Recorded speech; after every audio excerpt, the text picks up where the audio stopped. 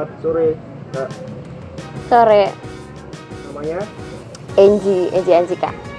bisa dipanggil. Bisa dipanggil Enji. Oke, kerja di mana, Kak?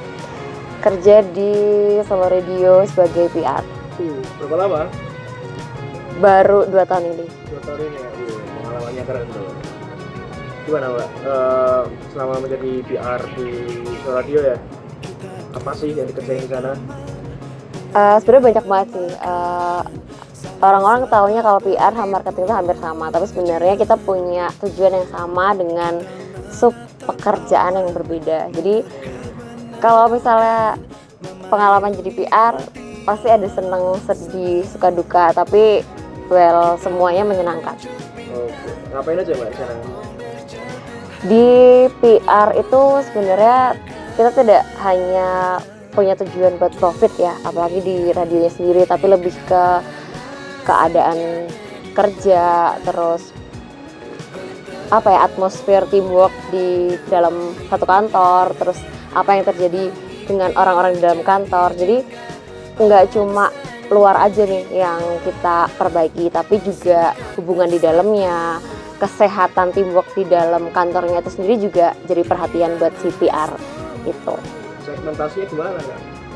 Karena kalau Solo Radio itu segmentasinya anak muda ya, jadi hampir semuanya masih berbau-bau anak muda dengan macam-macamnya, tapi seneng sih karena anak muda itu kan selalu punya nilai baru, apalagi di kerjaan juga pasti ketemunya sama anak-anak muda gitu. Oke, Kak, denger-denger itu bisa ya, Kak, ngomongin tentang iklan nih, ya kan? Denger-denger bisa ya, kayak produce iklan gitu. Sebenarnya bisa, nggak cuma iklan, bahkan sebenarnya ada banyak sekali model iklan, kayak misalnya promo album atau promo single. Apalagi kan radio itu punya kekuatan sendiri ya daripada media-media yang lain, kayak misalnya TV. Udah banyak orang yang akhirnya tinggal tuh si TV itu karena beberapa TV cuma diputer cuma buat jadi kayak background, nggak semuanya benar-benar ngeh. Apalagi kalau misalnya ada orang yang benar-benar pengen iklan, itu aku bisa pastiin kalau mungkin radio bisa jadi jalan, karena kita punya orang-orang eksklusif nih tertentu yang akhirnya si iklan ini jatuhnya nggak wasted, karena orang-orang yang dengerin radio itu mereka adalah orang-orang yang cari teman, entah di perjalanan, entah di keseharian, entah di apapun. Dan orang-orang tuh notice-nya lebih banyak di radio daripada di TV kalau sekarang ini. Sempat denger nih, Kak, di Jakarta yang bilang kalau selama Jakarta masih macet kan, radio akan tetap hidup kan, ya kan? Balik lagi nih ke iklan ya.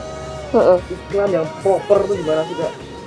Sebenarnya kalau iklan itu kita ngikutin klien ya namanya juga kita wadah. Tapi balik lagi kalau namanya iklan itu kita ngikutin klien. Ada beberapa bentuk iklan yang nantinya dimintakan bantuan ke kita hanya untuk diputar, di play, atau ada yang benar-benar mereka minta ke kita dari semuanya kita yang konsep, dari voice overnya, dari model iklannya sampai jam penayangannya. Jadi kalau misalnya di radio ini nih, orang-orang akan lebih seneng karena semua iklannya kita ikutin mereka, bahkan kita yang bantu mereka. Kalaupun ada iklan yang kurang apalagi kan kalau misalnya anak muda itu iklannya juga pasti harus disesuaikan dengan anak muda. Nggak mungkin iklan yang nantinya malah bikin ngantuk atau malah bikin pindah channel. Jadi itu sih, ada banyak sekali iklan yang nantinya kita tawarkan sama mereka. Iklannya pasti yang dibilangkan proper tuh menyenangkan, lucu, terus berkesan. Otomatis iklan, apalagi iklan itu harus punya daya tarik emosional maupun informasional gitu. Oke, Kak, kalau kira-kira nih aku pengen buat iklan ya di sana, gimana sih awalnya? Harus hubungin siapa? Itu sih. Sebenarnya kalau misalnya iklan itu nanti pasti ada pihak dari marketing yang nantinya menghubungi dan ditanya dulu nih bisnisnya kayak apa, lokasi tempat, terus gambaran umum, terus nilai-nilai unik yang nanti pastinya bisa diangkat menjadi iklan. Dari itu semua otomatis si marketing nanti akan jadi jembatan buat konsultan si klien ini Kalau misalnya simpel aja aku punya produk kayak misalnya kosmetik, otomatis aku akan tanya gimana ya caranya, dan kita selalu yang jadi pembeda adalah kita selalu punya cara buat kemas iklan ini jadi menyenangkan.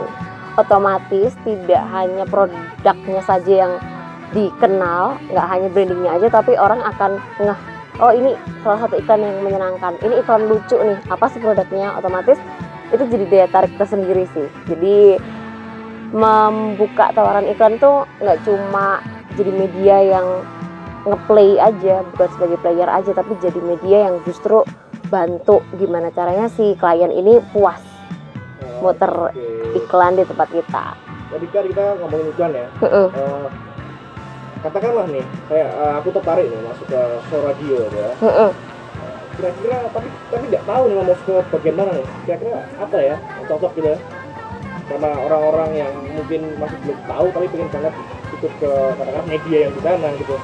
Oke, sebenarnya kalau dari radio sendiri kan kegiatannya banyak ya. Ada siaran, ada play lagu, ada iklan, montage. Kita punya kayak kesimpulan dari beberapa lagu yang udah booming di 1 bulan atau 1 minggu ini. Jadi divisinya banyak banget kalau misalnya di radio, dan ini yang nantinya jadi kekuatan kalau misalnya si klien ini pengen muter produknya buat lebih dikenal atau orang-orang jadi lebih tertarik gitu. Karena lewat siaran, bentuk iklan kan macam-macam ya. Ada iklan yang diputar lewat adlibs, ada iklan yang diputar benar-benar bentuknya kayak udah jadi nih tinggal diputar aja, atau ada iklan yang memang nanti dipancing sama si penyiarnya ini. Jadi ada banyak banget yang nantinya justru jadi kekuatan kalau misalnya si klien ini muter iklan di radio. Jadi seberapa besar sih Kak show radio itu untuk di Solo sendiri ya? Kira-kira cukup besar gitu kan, banyak kan radio komersil yang lain, tapi kenapa harus show radio? Kenapa ya? Tahu banget deh.